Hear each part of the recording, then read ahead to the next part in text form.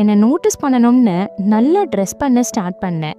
நானே love, relationship, அப்புறம் ஒரு சக்ஸஸ்ஃபுல் மேரேஜ் லைஃப்க்கு இன்டிமேசி எவ்வளோ முக்கியம்னு கான்வர்சேஷன் எல்லாம் ஸ்டார்ட் பண்ணுவேன்.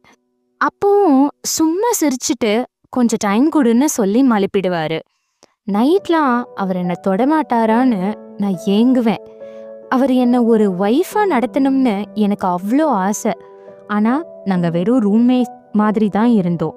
ஒரு நாள் நைட்டு நான் அவர்கிட்டயே ஸ்ட்ரைட்டாக கேட்டுட்டேன், என்னை பார்த்தா உங்களுக்கு மூடே வரலையா, இல்லை வேற எதுவும் பொண்ணை மனசில் வச்சுட்டு தான் இப்படி இருக்கீங்களா அப்படின்னு கேட்டேன்.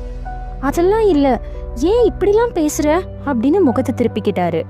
அப்புறம் ஏன் சுந்தர், நீங்களா என்ன ஃபர்ஸ்ட் கிஸ் பண்ணதே இல்லை, நான் தொட்டாலும் விலகிதான் போறீங்க அப்படின்னு கேட்டேன். உடனே உஷ்ணு சொல்லிட்டு, எனக்கு தெரியல தீபா, நான் டயர்டா இருந்திருப்பேன்னு சொன்னாரு.